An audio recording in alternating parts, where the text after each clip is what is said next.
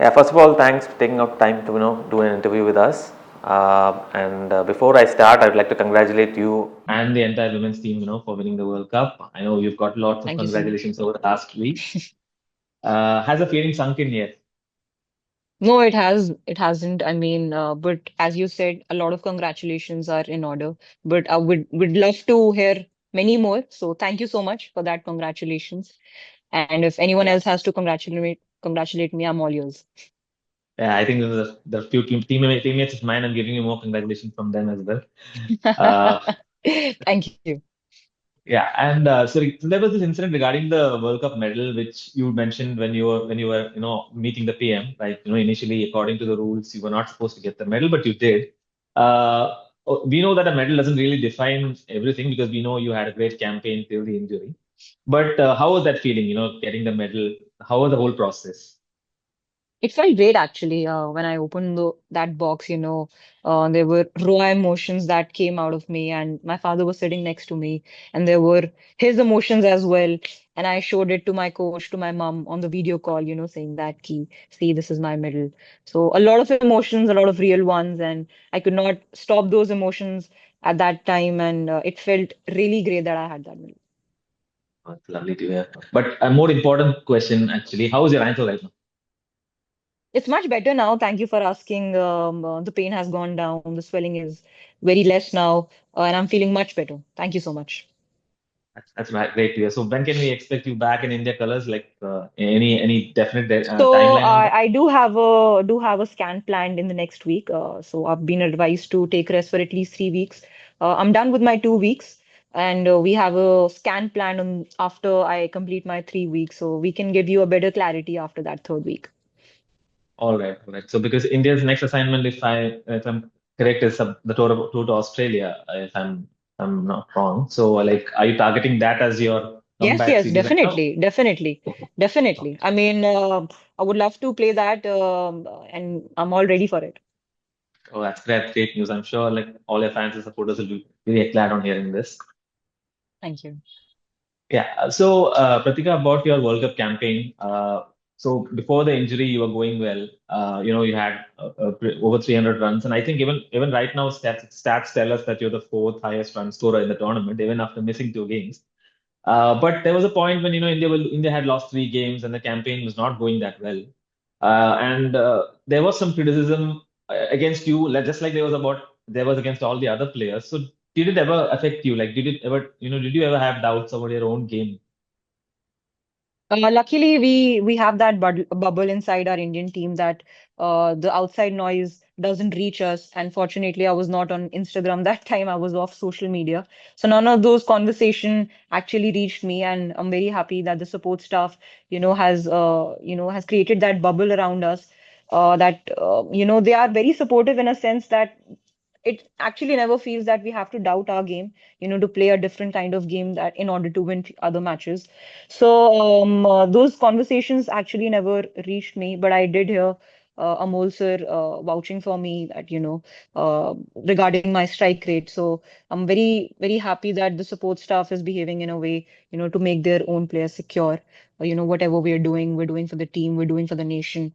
Also, whenever I go out, I don't think about the results. I think about what I can do on the very next ball that's coming towards me. So it has never been really, regarding what I can, do for myself. It's not about me. It's about the nation. It's about what the situation demands, what the, maybe if we have a lot of wickets in hand, definitely I would love to accelerate. But if we have less wickets in hand, I would love to anchor the innings and stay there as much as I can. Oh, that's great to hear. And speaking about your coach, Amol Mazumdar and captain Harmanpreet Kaur, how do you explain their impact on the team during this tournament? Oh, it has been amazing. I mean, as I said, they make us feel secure. They never, let us doubt ourselves. They tell us to do whatever we can do best in order to make this team win. And that's why, this team is doing exceptionally well because everyone is doing what they do best, not, doing something that they have to in order to impress the outside world. So the support, the endless conversations that we have with them, the kind of positive impacts that they have on us has been amazing. I mean, I don't know how to put in words. It has been actually a blessing. That's really great to hear that. Speaking about keeping yourself calm and composed, correct me if I'm wrong. You did your degree in psychology. Yeah. Uh, yeah. So generally, it's not always that cricketers have, they get some benefits from what they studied. But in your case, I think, studying psychology, did that help to some extent, or do you think it was Yes, it just did. part It did actually. It actually, helped me become a better human being first. I am completely aware of my emotions. I'm completely aware of my, thoughts, which actually helps me in order to process in whatever comes through my way. I can actually accept reality much more quicker. That's what I like to believe because I've Okay. studied psychology. I'm pretty sure that there are other athletes who you can accept reality, but because I've studied this subject, because I know how human emotions behave, how humans behave in certain situations, I can alter them. I can use them to my benefit in order to do well. In any difficult situations or whenever situations doesn't go my way. There are a lot of techniques that I like to use that I've read in school and colleges. So it has helped me big time. Okay. Yeah. Okay. I'm sure people taking up psychology would be taking note of this. Speaking of your opening partnership with Smriti Mandana, I mean, I've got a lot of records that I've listed out here. I mean, I've seen over the last couple of days, while before preparing for interviews. So, what makes you click with Smriti at the top of the order? Like, what's different? Basic understanding, the simple conversations that we have out in middle. She is brilliant in her part, and she lets me do whatever I do best. She never interferes with, how to take up any baller, how to, handle a situation. She knows that I have different ways, and she doesn't, and she respects that, which I really like about her. And she is a person who knows when to speak and when not to speak, and she respects that space that I need, and I respect her space. So the whole concept of us playing inside is very simple, and it's very relaxed and it's very composed. There are no rash decisions when we play inside. There are a lot of calculations though, which she is excellent in, and she loves to set up targets, and she lets me know those targets, and I love to achieve them. She doesn't tell me how to achieve them. She just tells me, that we have to reach to this target in maybe in the next 10 overs or maybe after 30 overs. So, and I love to do, my own things in order to achieve those targets. And she loves to take the, opposition in a dominant way, and same with me. So. Okay. And so there would be situations, it's happened in the World Cup as well. Sometimes when the opposition is bowling really well, or the set fields and they're bowling so well that you're not able to rotate strike as well as you would like. So has there been situations, where when you are stuck, she's given you an advice and it's helped you just break the shackles? Or what does she generally say when you're not able to rotate strike for 3 overs or 4 overs? So, because one day is a game that has a lot of time, she tells me that maybe if this bowler is bowling very well, or maybe if this bowler is troubling you, then you can, actually do a tap and run, and you can get off strike, and I can take strike, and I can hit this bowler, and vice versa. When she's feeling that she's having difficulties with some of the bowlers, she's gonna, give single to me, and I'm gonna take that bowler on. So, because this kind of format gives you a lot of time, you can actually assess whom to target, whom to defend. There are certain days when bowlers are on their peak. Uh, every day it's one odd bowler that bowls brilliantly, so we have to respect that as well. So there are a lot of technical things that goes when we play inside, when whom to attack, when to attack, when not to attack, what other situations are we or on perfect strike rate. Maybe in 20 overs, if we're 120, we don't have to take a lot of risk. We have to build the innings so that we have a decent total to defend. So there are a lot of things which are actually match related, which is affected given the situation. So different situations arise different solutions. Got it. But Pratika, don't you feel that there's a bit of pressure on, not just you, on every upcoming cricketers to improve their power game? And, because we saw this World Cup saw a lot of 300 scores, I believe, and even the semi-final, India had to chase down a record total. And so with this intensity and, intent increasing all over the world, do you at times feel, that you need to, constantly evolve your power hitting? Definitely, and I think that's the beauty of this game. You have to, be at your level best every time whenever you step onto the field. If power game is something that everyone needs to improve, we would be happy to improve because uh, see, as audience, when we come out to see matches, we love to see those sixes, those boundaries, and it's all entertainment, and we would love to, give a lot of entertainment to the crowd that's coming to watch us. So if there's an aspect that we as young cricketers can improve, to make a lot of people love watching us, then definitely we would love to work on that aspect. Okay. And speaking about your early days in cricket, since when did you feel that you have a strong passion towards the game, and what made you take up the sport?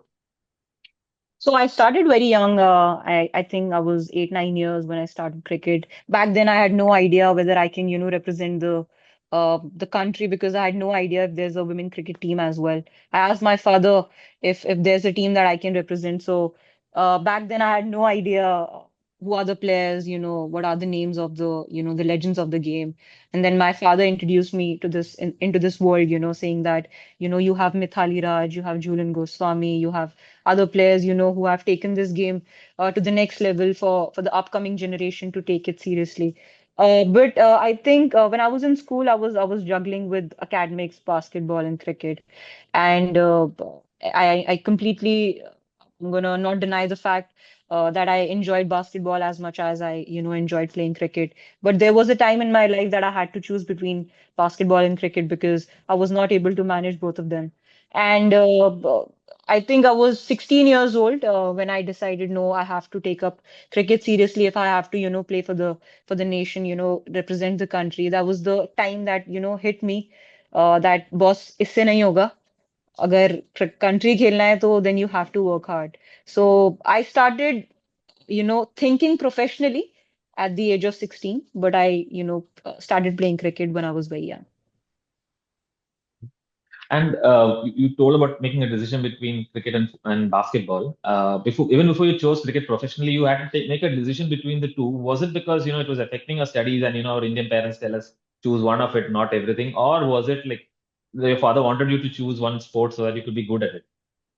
Luckily, my parents have never, forced me to do anything. The decisions that I make in life are all mine. They're just supportive, They just tell me, you just do whatever you do, and we're with you in thick and thin. So, choosing cricket was my decision because the love for this game, is growing day by day, and I cannot get enough of this game. Basketball, yes, I did enjoy it, but at that time I thought that cricket is my only calling and I have to, excel in that. I have to do well in that in order to, make an identity of myself. So it was my decision. Fortunately, my parents are someone who, has been there for me always through thick and thin. Great. That was really great to know. And speaking of the icons that you grew up watching, like Mithali Raj, Julian Goswami, and they were with you when you won the World Cup, and even they were through during the tournament, you got to meet them as well. What's the best thing that they've said to you? Like, what the best feedback you got from them? So they were all in tears. I mean, they did not speak much, but I heard them say, "Well played, Pratika," which meant a lot to me. Coming, saying, "Well played," like getting it from them means a lot to me. If they're seeing my matches, if they're enjoying actually the kind of cricket that I'm playing, it means genuinely means a lot to me. So that "well played" was enough for me. I did not need to hear a lot of things. That was enough for me. So I guess that was as valuable as the World Cup medal that you have with you. Sorry? No, I guess that's as valuable as the World Cup medal that you have Yeah, with you. yeah, yeah, definitely, definitely. Getting recognized by these kind of players, I mean, it's a very big deal. Especially for me. So, it made my day. Okay, I wouldn't take too much of your time, Pratika. So just one question. Your replacement, Shefali Verma, she was just there for the two games of the tournament. And ironically, I guess you replaced her in the ODI setup 1 year back when she was dropped. So when she came back into the setup, like did you have any words with her, like an advice, words of advice about what, or did she seek any tips from you? Because it is a short tournament, it's a big two games of the tournament, and she just has to get going suddenly. So, any words of advice that you gave her for those two games? She did come up to me and she, showed her, concern about me regarding my injury. But I think Shefali is a kind of player, and I think she would say the same about me. That we love to do our own things, and it's best that people respect that space. So it's a kind of, trust in each other's capabilities, that a person is, capable of, finding their own ways to, play in the semis and the finals. And Shefali has, played a lot of World Cups. As she said in the, one of the press conferences, that she has played against Australia. She has played a World Cup final, a semi-final. So it was no brainer for her, and but the kind of, mutual respect that we both have towards each other is more important. Yeah, especially because you both will be competing for the same spot anyway. Because now that she's also scored runs, so there will be that competition. But I guess that's healthy for Indian cricket going forward, isn't it? Yeah, I mean it's actually great. It shows how talented this nation is. Anyone coming in, anyone scoring runs is definitely great for India.